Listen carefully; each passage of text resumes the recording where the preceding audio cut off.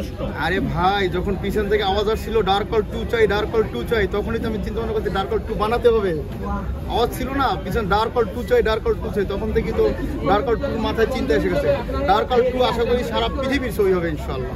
আচ্ছা মনে ভাই, আপনি এই সিনেমাটার প্রযোজক এবং এই সিনেমাটায় আপনি লগ্নি করেছেন অ্যাজ এ একজন ডিরেক্টর হিসেবে। মুস্তাফিজুর রহমান মানিক উনি কিন্তু এর আগে এই ধরনের সিনেমা বানায় নাই। অ্যাট ফার্স্ট আপনাকে নিয়ে একটা চ্যালেঞ্জ নিয়ে নেমেছিলেন এবং সেইটা কতটা পূরণ হয়েছে বলে আপনি মনে করেন, এবং আপনি মুস্তাফিজুর রহমান মানিককে কিভাবে মূল্যায়ন করবেন? আমি সিনেমার শোয়ের শেষে আমি আমার ডিরেক্টরকে জড়িয়ে ধরছিলাম, বলছি স্যার আপনি একটা ভালো সিনেমা বাংলাদেশের মানুষকে উপহার দিয়েছেন। অনেকেই বলে মুস্তাফিজুর রহমান মানিক কি সিনেমা বানাবেন, অ্যাকশন সিনেমা। ও মাই গড, তার প্যাটার্নের ভিতরেই সে আছে। সে যে বাংলাদেশের মানুষের জন্য সিনেমা বানায় তার ভিতরেই সে আছে, তার প্যাটার্নের ভিতরেই সে আছে। কিন্তু আমরা একটু চেঞ্জ করে একটু অ্যাকশনটা বাড়িয়ে দিছি গল্পের প্রয়োজনে। আর সেটা তো পিছন থেকেই দেখছেন আপনারা, দর্শক সারিতে যারা ছিলেন। আলহামদুলিল্লাহ। আচ্ছা, সর্বশেষ দর্শকের উদ্দেশ্যে কিছু বলে দিয়ে আজকে ইন্টারভিউটা শেষ করি। দর্শকদের উদ্দেশ্যে বলবো, মানুষ যখন আমাকে বলছিল এটা একটা দেশের সম্পদ, এটা একটা দেশের সম্পদ গল্প, এটা একটা সিনেমা না, এটা একটা দেশের সম্পদ, আমারও খুব ভালো লাগছিল। আশা করি আপনারাও দেখে আপনারা বুঝবেন এই সিনেমাটা দেখার পরে যে এটা দেশের জন্য যে কি একটা মেসেজ, সমাজের জন্য যে কি একটা মেসেজ, এটাই সবচেয়ে বড় কথা। আপনারা আসুন সিনেমাটা দেখুন। আমি বাংলাদেশের সকল দর্শকদের, সিনেমাপ্রেমী দর্শকদের আসার আমন্ত্রণ জানাচ্ছি। আপনারা সিনেমা হলে আসুন, সিনেমাটা আপনারা দেখুন, দেখে আপনারা বলুন যে আমাদের দর্শক কি বলছে ঠিক আছে কি আপনার। না, আমি সেকেন্ড সাকিব খান হতে চাই না, আমি মুন্না খান হতে চাই। আমি সাকিবিয়ান, বাট আমি মুন্না খান হতে চাই। সেটা সিনেমাটা দেখার পরেই মানুষ ক্লিয়ার করবে যে আমি কি সাকিব খানকে কপি করছি নাকি আমি আমার স্টাইলে অভিনয় করছি।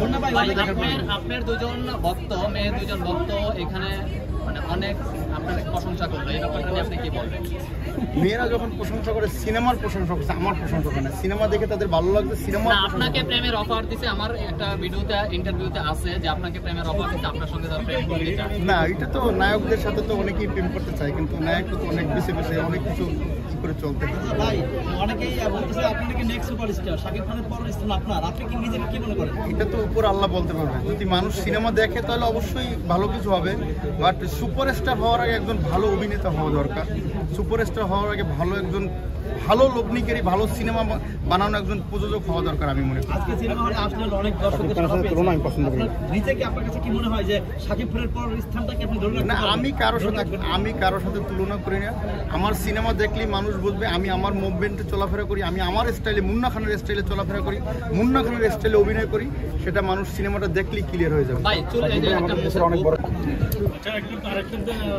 মুন্না ভাই, এখন পর্যন্ত কি মনে হচ্ছে সিনেমা কি আপনি যে আশা করেছিলেন সেই পরিমাণে এগোচ্ছে কিনা? শেষ করি, সেটা হচ্ছে নির্মাণের আগে এক ধরনের প্রত্যাশা থেকে, এক ধরনের চিন্তা ভাবনা থেকে যে আমি এরকম অভিনয় করবো, এরকম করবো। নির্মাণের আগের যে ভাবনা ছিল সেই ভাবনা থেকে আপনি এখন যখন দেখলেন পর্দায় নিজেকে, তখন সেটা কত পার্সেন্ট আপনি দিতে পারছেন, কত পার্সেন্ট আপনার